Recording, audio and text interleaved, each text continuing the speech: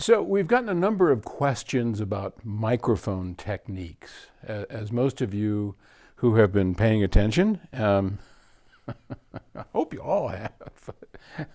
I, I'm sure, well, I won't get into that. So for those of you that have been watching Octave, you know what our mission is. Our mission is to make the perfect recording, to capture instruments, voices as naturally and with as much three-dimensionality, with no loss of dynamics as possible. Now, we're not here to make hit records. Love to make a hit record, but that's not our mission.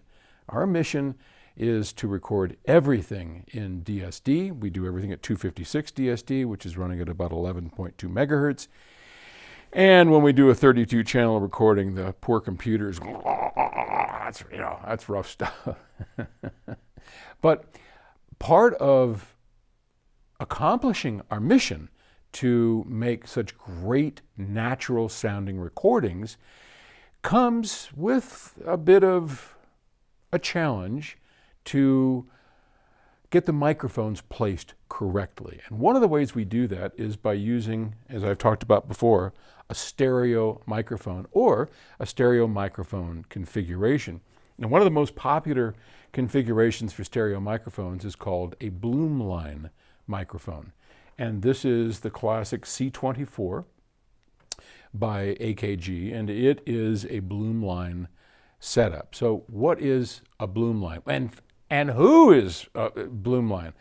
So Alan Blumlein was this genius inventor who worked on everything from bomb sites during World War II to inventing stereo. Oh my gosh, if you look up on Wikipedia, go to Alan Blumlein, this character is, a guy's a genius. I mean, he just invented everything that we use and we take for granted today.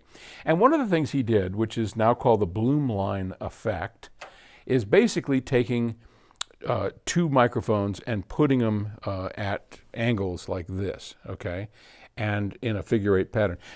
And inside of here, you can't really see, but there's a capsule going this way and a capsule going that way, okay? And each one, and this is kind of important, is in the figure-8 polar pattern. So here, I'll violate every cinematic rule around and show you. This is maybe, these are the classic Neumanns, right? So these Neumanns can be used in the same way. There's a little, if I can challenge the phone here, if I move quickly enough, you can probably see that little figure-8, I hope. I can't see what you're seeing, but if you can, that's how you set the polar pattern of a Neumann.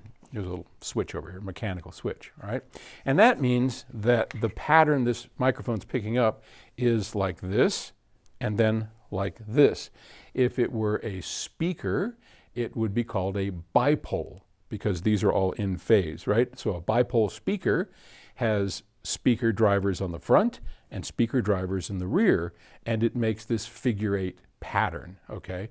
Now this is a little bit more extreme, but we're not going to get into that. Okay, so the capsule is here, a flat capsule. It's a condenser capsule. And if we were to place these two microphones like this, we would have a Blumlein.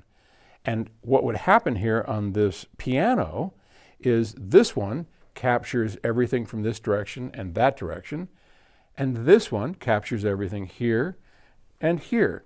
And together they make one of the more natural sounding stereo images that you can achieve.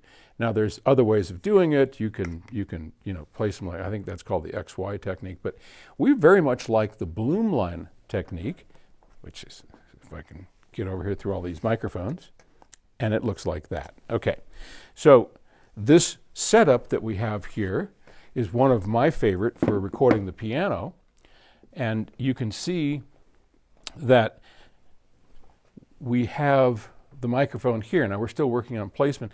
Generally what you want to do to place this microphone, you want to measure the length of the instrument. Like in this case, in fact I don't remember, is it 5 feet? Whatever it is, you take that and have it, And then from the center here all the way over here is where you generally set it. Now, that's the standard setup, but I prefer it a bit closer, and then we do it all by ear. We have somebody playing, I'll go in the control room and listen, and we'll move it and get it to where it just sounds real, where it sounds live, okay? I also like to have a smidge of close proximity mics. So these are AKG 414 condenser mics, and they have adjustable polar patterns. And these are used right now as an omni, which means a complete circular pattern. They're spread apart, and they're fairly close over here to the strings, and that gives us a little bit of intimacy. And lastly, what we like to do is have some of the room. So behind us, you can see a pair, well, you can't actually, but let me do a cinematic faux pas. And you can see the DPA microphones here. So those DPA microphones are here to pick up the room sounds of the piano. So, okay, I will get back in front of the camera and say, thanks for watching.